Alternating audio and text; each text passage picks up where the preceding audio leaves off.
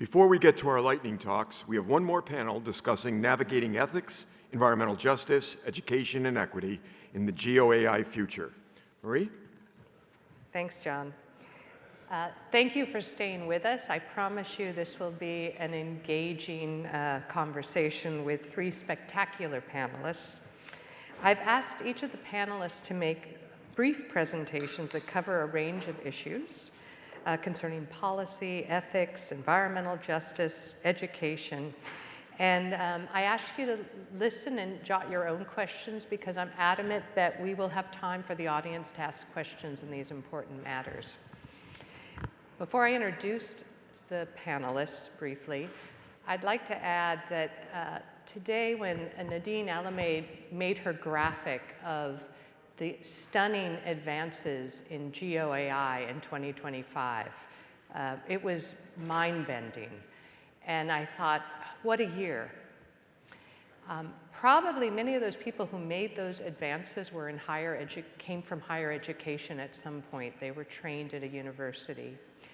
And I have been a university professor for 35 years, and I would also say that 2025 has been one heck of a year. Beginning in January, there were some radical policy changes. Funding of grants, whether from USAID or NSF or NIH, were cut, and this has dramatic impacts on geographic education, education of all stripes. Then there were rules set in place that students would get offered graduate fellowships, but they couldn't come to the US because they couldn't get a visa. We've had, probably most disturbing of all is the chilling and closing down of important research questions. We can't study climate change, we study weather. You can't look at gender. You can't look at race, ethnicity, inequality.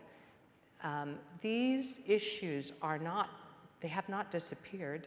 They're still fundamentally geographical, and yet there is a radical shift in what can be said and what could be studied and what can be funded and who can come and study. So I thought that is probably the story from my area of the world in 2025. And I thought it's so important to bring together scholars that have looked at some of these important ethical questions from different lenses. So I'm honored that we have Ayca Ariyoruk. She's the Senior Fellow at the Center for AI and Digital Policy. And at that center, one of the tools they evaluate national AI strategies for some 80 countries to see how they align with democratic values. We have Wendy Jepson, who we just received the Melamed Medal. She's from Texas A&M, where she's a professor at the Department of Geography, and her focus has been on water security and water governance, and she will say how water is implicated in the GeoAI story. And then I'm happy to have another Marie on the panel, Marie Heath. She comes from Loyola University of Maryland, is Associate Professor of Learning, Design, and Technology.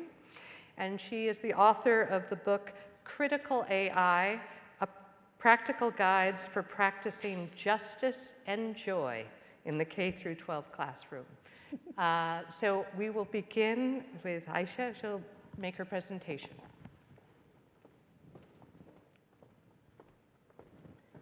Thank you, Mary, for that introduction. I am really incredibly honored to be sharing the stage with these distinguished educators, and so grateful that I have to thank T-BAR for including me in this crucial conversation, for the American Geographical Society for welcoming me to talk about, feeling out of space. Initially, I was like, oh, I'm not sure if I understand everything that has been spoken here, but then later the part that I understood made me feel that I'm exactly where I need to be and where I want to be. So thank you for being here. I am going to power through my slides. I have prepared my talking points after I submitted the slides, which is my bad, but you're not going to miss anything. And we're going to start with Center for AI and Digital Policy and Artificial Intelligence Democratic Values Index. What are we? What do we do? Artificial Intelligence and Democratic Values Index, as you can say from the name, you can tell from the name, is a comparative study looking at 80-plus countries, their national AI strategies, alignment with democratic values and human rights. It's 1,500 pages, has 6,000 footnotes, has researchers involved from 120 nationalities, and we have 12 metrics centered on democratic values, rule of law, and human rights. We do make some assumptions. You can tell probably from the name in terms of setting of our metrics. One of them is AI is a tool, and its purpose is to serve humanity and not to replace it or direct it. And as I go through these assumptions, please feel free to question them.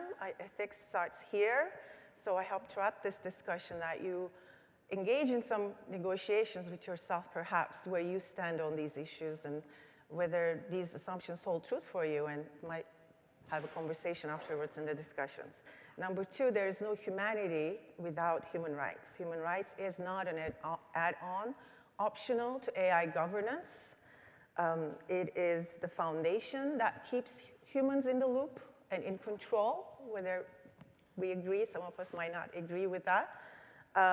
And number three, humanity is not confined to the borders of Silicon Valley and the problems worth solving, and the acceptable trade-off, not acceptable trade-offs, has to be decided by people who will have to live with the consequences of those decisions.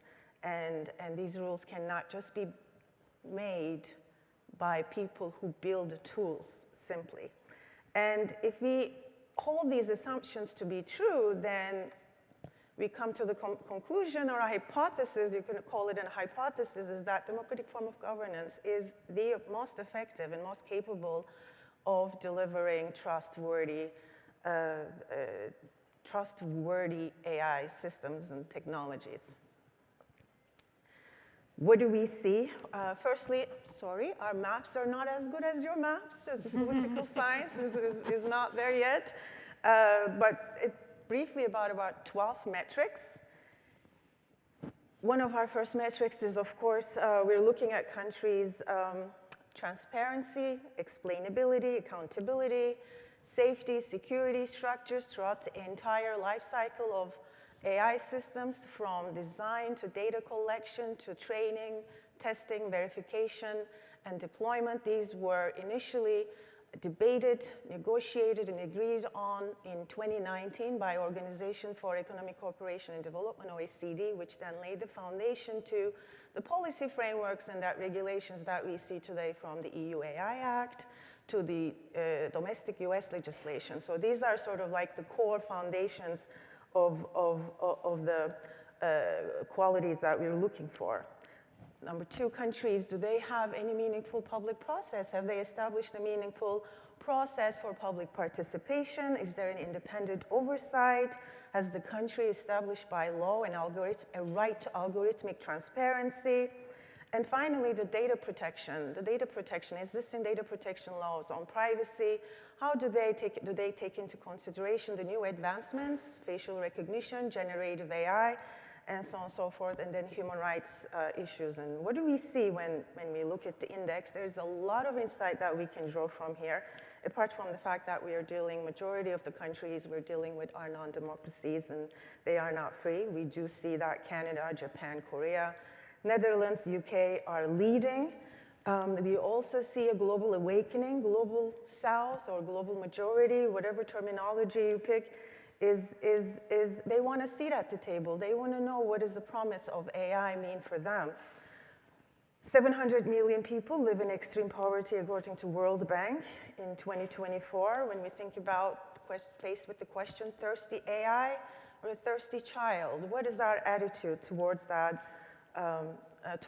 question? Of course, one of the biggest questions is the inequalities. Is AI going to help deepen the inequalities? How will the resources, benefits will be distributed, or is it going to make it better? We also see an accountability gap. A lot of these countries are popping up national AI strategies left and right. They're signing on to the international frameworks, and they say one thing, and are they implementing it? And there's not always data available. These countries don't have strong civil society.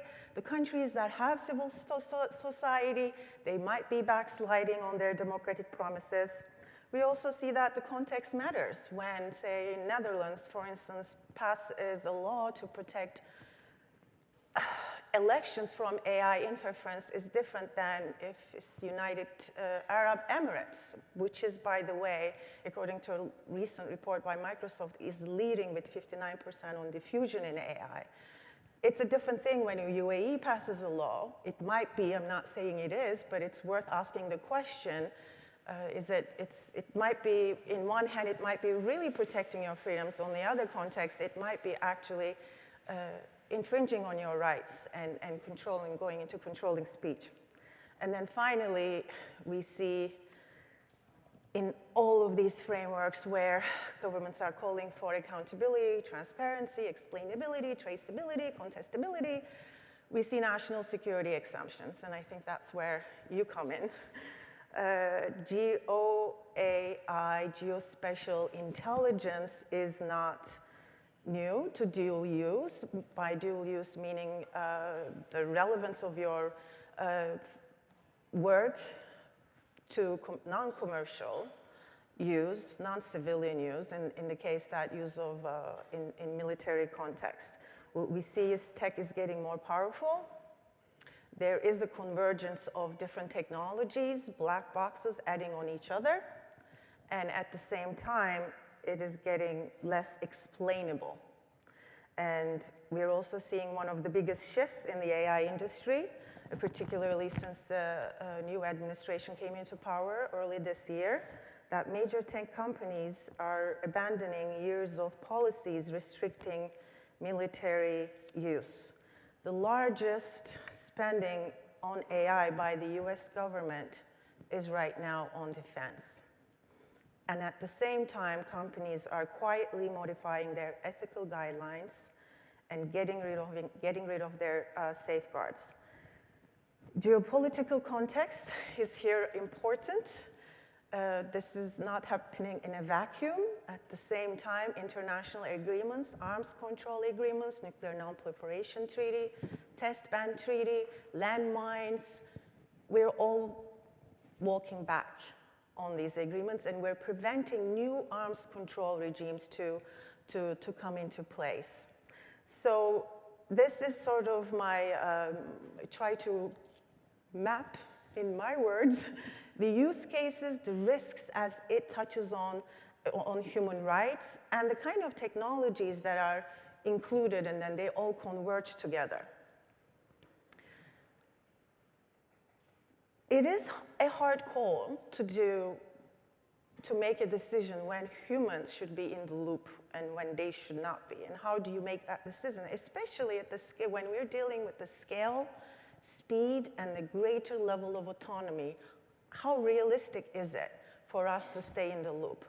But at the same time, we have to ask the question and remember that there are humans in the behind of these technologies that are impacted. So one of the things to also remember is that artificial intelligence, particularly generative AI, as well as predictive analytics, there was some discussion about it between the deterministic models and the probabilistic models. It's not science. Causation and correlation, there's the cause and effect, and correlation are different things. The simple way I explain it to my 14-year-old is when you ask ChatGPT, I say a very simple question: why do people get cold?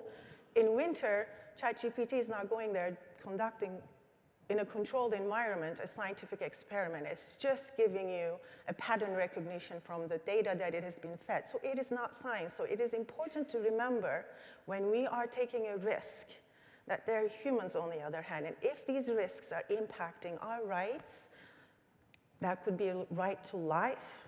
It could be a life and death situation. It could be about having access to educational opportunities, getting a grant. It could be about getting a loan to buy a house.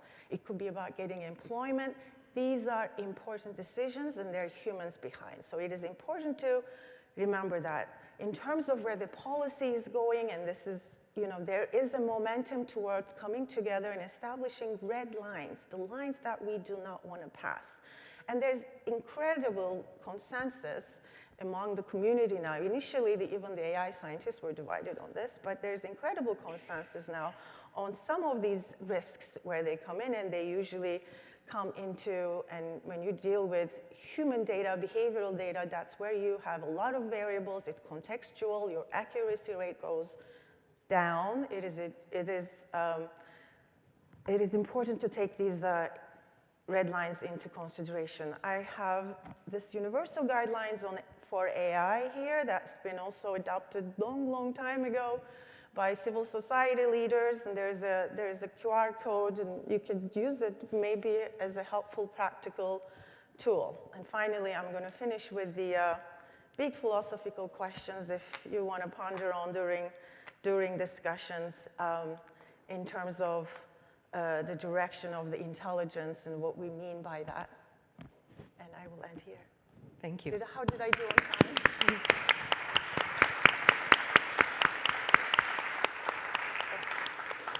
Thanks, Ayca, for providing us some provocative questions and some very good policy research. Wendy, you're up. Okay. I'm going to take it sitting down. Okay, Okay. fair enough. A little more conversational. So again, it's great to be here to talk about these issues. I'm going to first point out that I don't have the answers. I don't propose to have the answers, but I have a lot of questions and provocations. So hopefully I can help think through some of these issues. So how we think about AI and the sort of data economy in relation to the environment is kind of framed in two ways, right? The first major framework is AI environmental problem solver, right? The solution, the savior.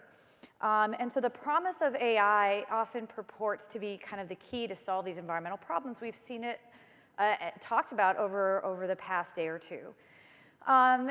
This promise operates in the framework of an information gap. So if we have better information, it's going to lead to better decisions. That's sort of the logic frame. And I'm sorry, but if that were the case, we probably would have solved our information and our environmental issues a long time ago. We've had a lot of information up to this point. And so when we think about AI and the environment, it is about kind of the nature of data. And I want to look to Goldstein and Nostor at the University of Wisconsin. And they really kind of outline some of these issues around the data itself and how it's being used. Thinking about investments in data sources and technologies often deepen asymmetries, right? And it reroutes knowledge production application through computer models and software and leaving out communities and people. So at the heart of one claim of the AI environment relationship, it's really about information flow. And that what I would argue is that AI is posited as being kind of efficient and certainly can optimize solutions. I'm very interested in understanding how those solutions override existing environmental decisions by people.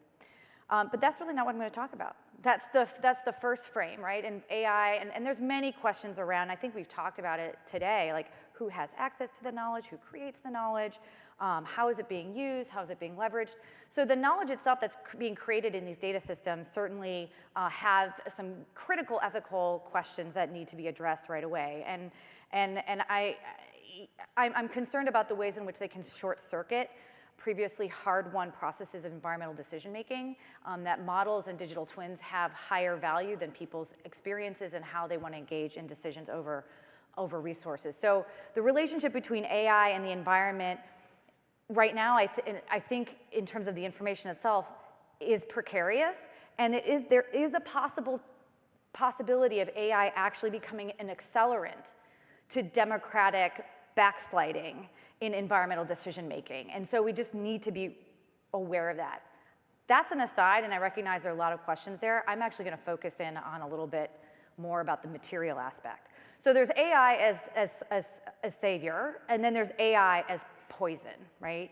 And this is kind of the second framing that we've seen, and it's been around the edges of the conversations in this forum, really focusing in on the issue of energy and water. So I have this up here because this is the ways in which I think water is conceived of in the data economy. And I really want to challenge this. How many of you have heard of the water footprint? Yes. Okay, I'm going to argue that that's not the way to think about it. Okay? So while the water footprint is easy to communicate and manage, it narrows the environmental debate and the scope of an emerging of what might be the ways in which we can think about water in relation to AI.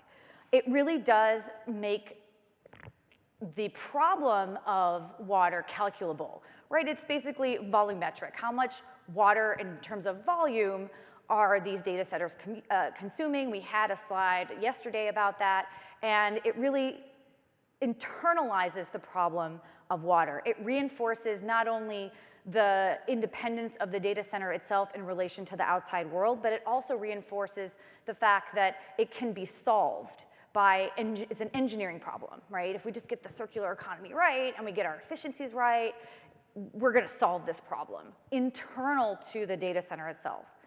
And so what that leads to is what I would call like these calculatable footprints often restrict public debate, and they limit the ways in which the communities that are around these data centers engage in questions of environmental action and how their environments are being transformed. So what I'm arguing is that rather than thinking about water as this calculable unit, we need to understand how it is placed in locations and communities. So again, data centers are presented here as these sort of physical and literal black boxes which can be rendered sustainable, and often through the latest technologies and government structures of footprint management. But it really misses sort of this aspect that I'm going to sort of suggest moving forward, and to rethink how we want to conceive of data centers more broadly.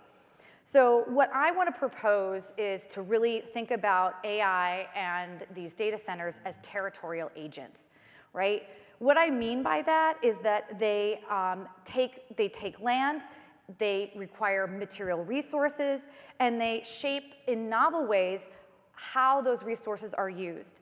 The scale, pace, and intensity of data center development is so strong that it requires us to think differently about them. That they have these territorial, let's say, they make new territories, so to speak, right? They need to establish new boundaries. They need to reconfigure laws about the environment as it relates to their resource usage. That implicates political functioning, societal functioning, and even the symbolism of these data centers more broadly. So in short, thinking about AI data centers as sort of territorial agents, it's about power and space, right? How these entities define and defend areas that they need, and how they intervene not just in the ecological system, but in the political system as well. So I have a couple examples here just to sort of highlight what I'm talking about. So these are data centers that are planned, operational, under construction, and land banked in the Great Lakes. So I'm going to talk about the Great Lakes and the Great Plains, two places that I resided in and love, and these are my homes, right? What we see here in terms of the Great Lakes is there is a logical reason why you have aggregation around the Great Lakes. It's because of the water source. And what we're seeing here is that, yeah, it's a water-rich environment. This shouldn't be a problem. But what we ignore is that these data centers are stress testing the governance structures around the water in the region. So there's a 20-plus-year-old arrangement called the Great Lakes Compact, which has been this transnational framework in how states and provinces, both in the US and Canada, are able to govern this amazing freshwater resource. And what we see is that this intensified development of AI systems within and around the Great Lakes is really stress testing that system. It's undermining these existing environmental governance strategies that have existed for 20 years, that are operating in such a place that they're able to achieve those sustainability goals. And so all of a sudden you have this behemoth come in, and you start to see some erosion of those democratic structures to govern this collective, this common water system. In addition, it's undermining local practices. It is not uncommon for, on the one hand, you know, the idea of like open data, this is wonderful, but for the utilities that provide water to these facilities, they need to sign NDAs. So there's a transparency issue in terms of how these water systems are able to manage what they have and their ability to communicate and act as environmental governance stewards, so to speak. So even in an economy that has clear water resources, how those are managed are being disruptive and stress tested. So now I'm going to focus in on the Great Plains. This is where I now live in Texas. Many of you are probably aware that Texas has, as you can see by this really not great map, but I did it very quickly, data centers in the Great Plains. And the Great Plains, as we know, are arid in terms of semi-arid. They have water scarcity issues. So unlike the Great Lakes, the Great Plains are a different story. And I'm going to move quickly because I know I have time here. But what I want to focus on is that there's another kind of territoriality that operates here because, again, those water sources are often farther away from some of these systems. You start to see the changing of the landscape. So this is the construction site for a water pipeline.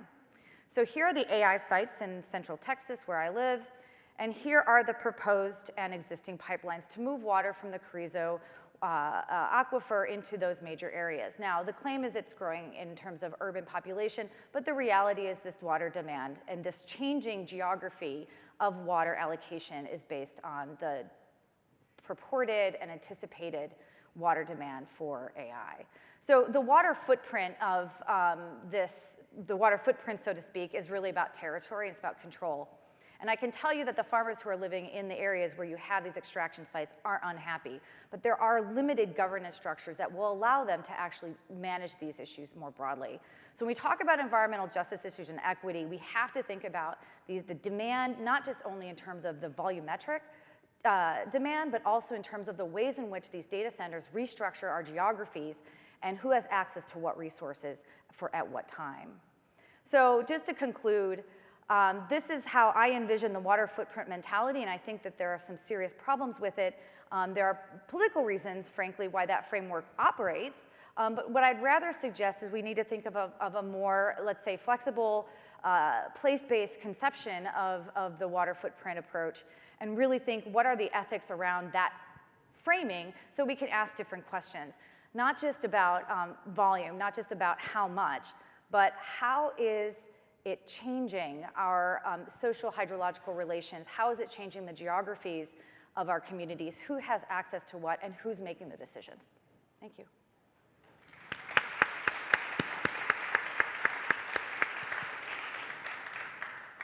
Go ahead, Marie.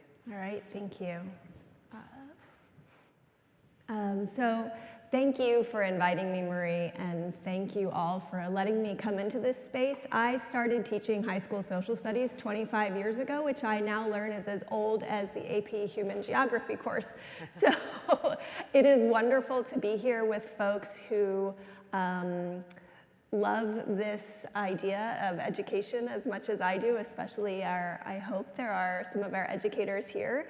And so I would like to think about this from an educative response. So I call this an educative response to unethical artificial systems. And I'm delighted to be the anchor in our relay because I hope what it can do is take together ideas of environmental justice, ideas of a policy, and think about how we can look at this holistically to both teach about this in classes, and also I'll model the ways that I teach this with future engineers at my university and also with future computer science majors and designers. So I start with Best to Begin by Teaching because it comes from Octavia Butler's The Parable of the Sower, which is an incredibly prescient dystopian novel, which you're probably familiar with, about climate change, rising fascism, wildfires. And in it, her father is leading a small group, and he says to her, "It's better to teach people than to scare them. If you scare them and nothing happens, they lose their fear and you lose some of your authority with them. It's harder to scare them a second time, harder to teach them, harder to win back their trust. Best to begin by teaching." So sort of in the vein of like, let's negotiate this together, I would love to ask questions, and I hope that I'm very conscious I'm timing myself so that we have time for questions, and I may cut this a little bit short. So one of the things that I have done is create something called the Civics of Technology Project, which you can Google if you'd like, and our purpose is to bring together a community of folks who take critical approaches to technology. And we have two assumptions there. The first is technologies are not neutral. They carry within themselves biases, and they create new environments when they are introduced. They have unintended ecological and disproportionate effects. And then we put those those technologies into societies which also contain their own systems of power and oppression, often which get amplified by the technologies which we introduce very frequently without consideration of those unintended effects.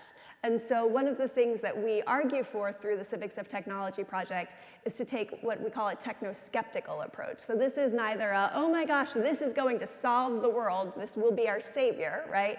Or, nor do we think it will be our slayer, which is what Ruha Benjamin, who is someone who is really influential to the way that I think about technology, she frames that we are sort of repeating this narrative that it is either our savior or slayer. So we argue that there's something in between and that we should take a pause before we implement it or a pause before we design it. And so, oh yes, good. I wasn't sure if these would be too tiny to read the top headers or not, but this is a screenshot from the site. If you go to our site, we have, it's designed for educators. So we have curriculum, we have a newsletter, we have our research, we have events. And in the curriculum page, one of the things we have are these 5 questions, which we pulled from Neil Postman's talk, 5 Things to Know About Technological Change, which he gave this talk in 1998. So this was well in advance of generative AI, but the questions are still extremely helpful. So one of the things is, what do we give up for the benefit of this technology? It's all a trade-off. We will lose something by incorporating GeoAI. We don't necessarily know what it is, but before we incorporate it, we may wish to ask, what might it be? And are we comfortable with that? And if we aren't, pause before we adopt it the way we have designed it. The second is, who is harmed and who benefits from this technology, which I think has been a great example already up here on the stage of folks who are harmed and benefited. And if I have time, I'm going to come back to that. What does the technology need? All technology carries within it its own internal logics. So if you think about the logics of generative AI, right, it has a logic for probability. There was folks up here earlier, who was it, Chris from Entangled said, at the heart of it, quantum computing is a probabilistic. Its truth is that it's probabilistic. It is not science. It is not a geographer. It is a probabilistic machine. It also has an internal logic towards efficiency, doing something very quickly, right? It also has a deep desire for data, which we have heard so much about at this conference. And the ways that it's like, I always think of a snake eating its tail. Like, it needs more data to get better, to get more data, to make more decisions, to get better. And what do we, I also hear the word a lot of extract, right? Extract data. And what does that mean? To whom does that data belong? Like, I think about the ways that when we extract data, we clean it from its messy human and earthly components. And we clean it once when we extract it from somewhere, right, and take it out. And then we clean it again when we turn it into a token, which we then want to ask for probabilities to put into a new system and learn something from it. So that's just like a thing that I've been thinking about as I've been here and as I continue to study AI. Fourth, what are unexpected or unintended consequences caused by this technology? And I think when I heard Mr. McLean say that geography is both mapping and poetry of the earth, right?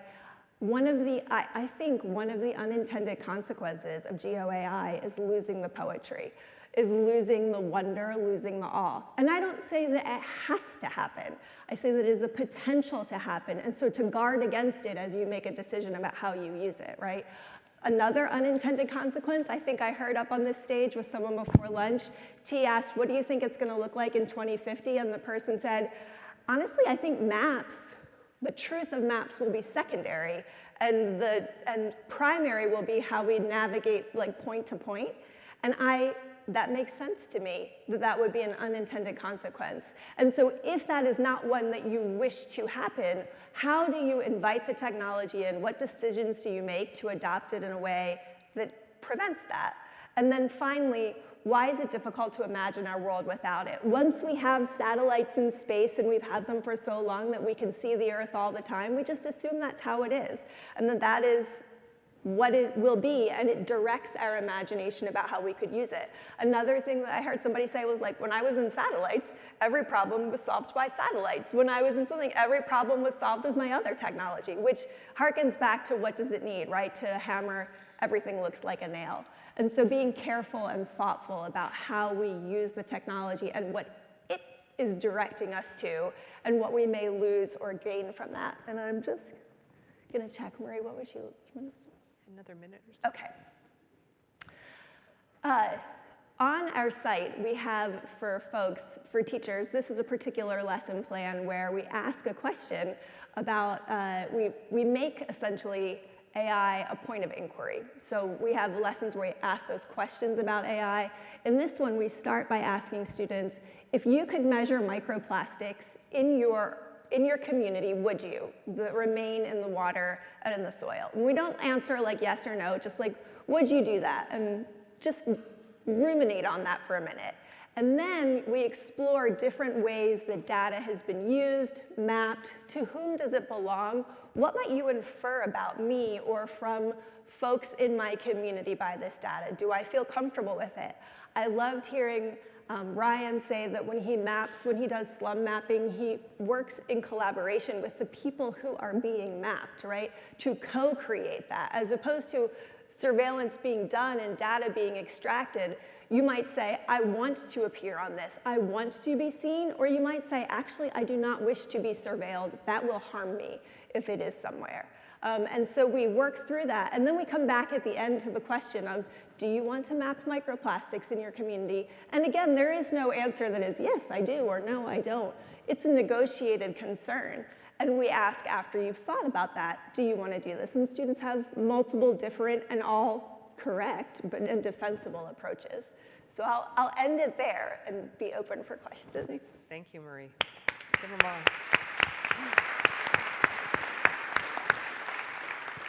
So I'm taking the lead, Chris Tucker. I have questions, but I bet you have questions, or hopefully somebody has said something that has provoked you. There's a microphone there, there's a microphone there. You've had your coffee and cookies. Come on. I see Christopher Linden.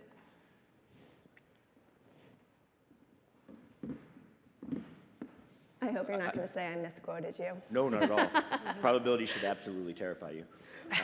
No, the thing that worries me sometimes about the AI revolution in general, and something that I think is often misstated in media, and particularly by entrepreneurs who are investing in AI, is people think that AI can be like a democratizing force. It can be something that empowers more people to have more say, more ability to do something.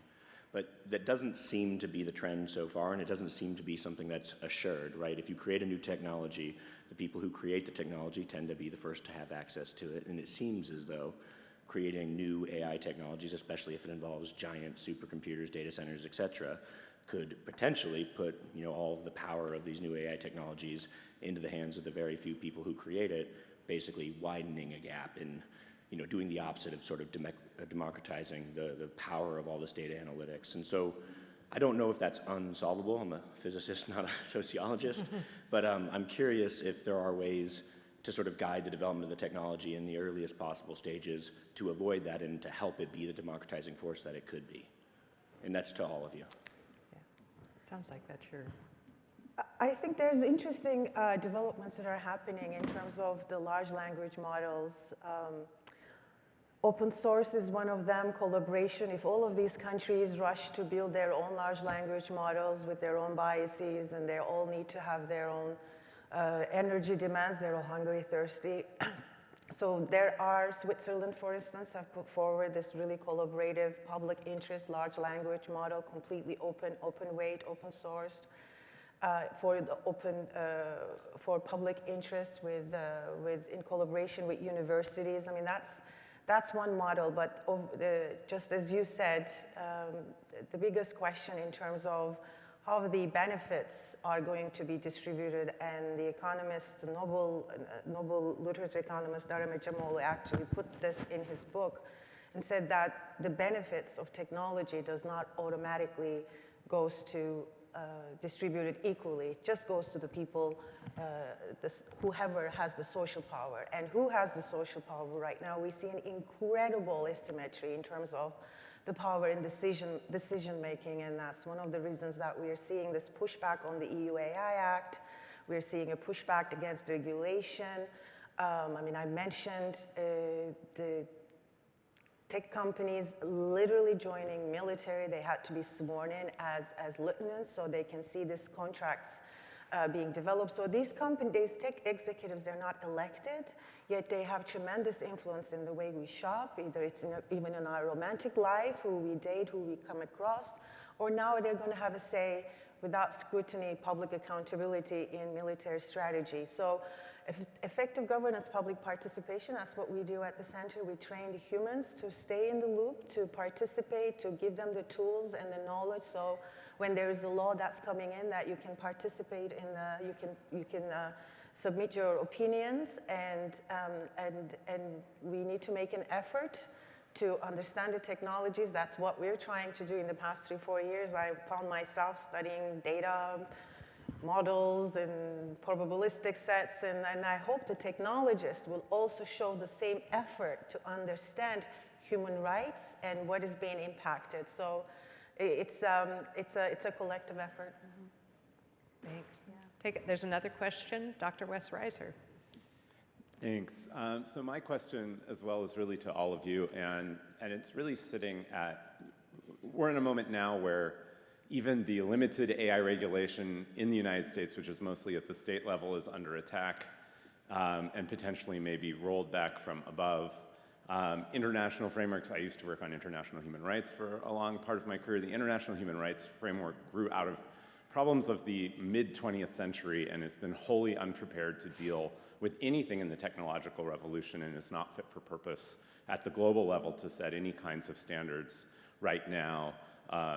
In areas like, especially privacy is another one of those concerns, as well as, of course, the human rights to water and energy and food and the basics, which the United States has never really supported, even in earlier periods within those frameworks. But there are other ways in which we can push back and try to create that kind of momentum. And so my question to all of you all is, how can we as geographers play a part in that pushing up from the bottom to try and help educate society and create a policy process that can help start to at least put some rudimentary protections in place in this rapidly changing space? I can try. Thanks, Wes. I have to say that and I'm going to admit this, that the rapidity, like the speed of construction and development of AI, and I'm going to talk about AI, so I'm going to go back for a second. I'm going to answer the question, but I want to frame it. I think your response is straight on when you talk about sort of the internal issues of AI. I don't speak to that. I'm not a computer scientist, and I don't work in that, but I can think about, and I guess where I'm coming from is sort of the external aspects, the construction, the materiality of these data, the data economy. And so I'm going to answer kind of that aspect of it. And so one of the things that I've talked with some of my colleagues about, especially the Lincoln Land Institute, if any of you are familiar, is for academics and those of us who are interested in these broader environmental policies, is to sort of think about what are some model ways in which we can develop policies to then educate those who are in those key places, whether they're in government at the municipal level or whether they're in the energy industry or the utility sector, to be able to engage with them directly about what are the questions they need to ask when a data center comes to their community and says, hey, we want to build here, we have this. What are those things that they can learn to ask those questions about? What are the laws that they need to know about their state? So I think it ends up being a question of targeted engagement, because that's where those decisions are being made.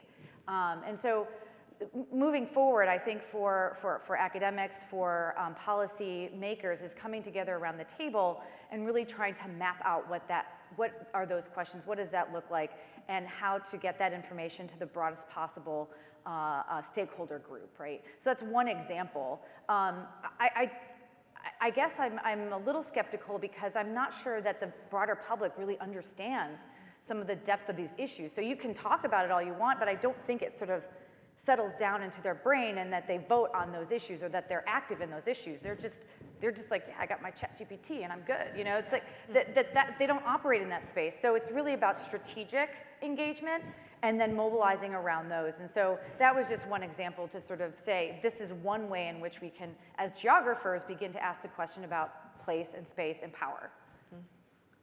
We have another question. Hello. I wanted to ask about, so one of the panelists earlier said that, as with many other technologies that are developed, it is often the people who develop the technology and an elite few who end up with the most control over that technology. And I wonder, as geographers, as researchers, as we are pushing the bounds of GeoAI, how do we ensure that our work is not going to further those social inequalities that are caused by technological development that we've seen over and over again? I would just say that the techno-skeptical pause, right? That you think, it's really easy to get excited about the possibilities of a technology, right? Especially like the things that I saw today were amazing, right? Like I can see how you could think like, this is going to do really great work. There are still constants, I call them like the constants of AI, the ways that it is designed, the infrastructure that supports it, like those are inherently unethical. They are inherently disproportionate in how they extract from the earth and who gets harmed for that. That just exists. And so you have to know that and make decisions with that in mind. So I would say not to not do it, but to think deeply about it and think about the ways that AI currently, The Empire of AI is a great book about the ways that not just data centers are essentially colonizing, but the entire sort of industry is a colonizing attempt. Yeah. Thank you. There's one more question. I think that'll help be our last one.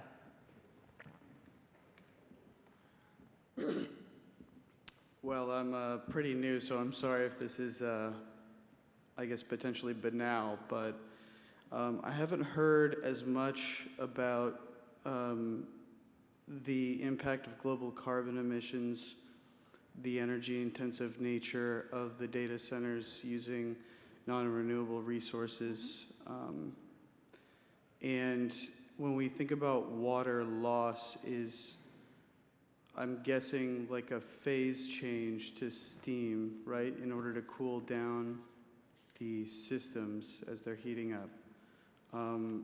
What happens to the water that makes it truly lost? Is it not some recondensation back into the open system or in a closed system for recyclability or something else like that? Thanks. So I guess it just depends on the type of facility, what are the mechanisms of sort of the internal recirculation and waste distribution. So those are variable just depending on what kind of actually internal engineering you have. So that's the engineering issue.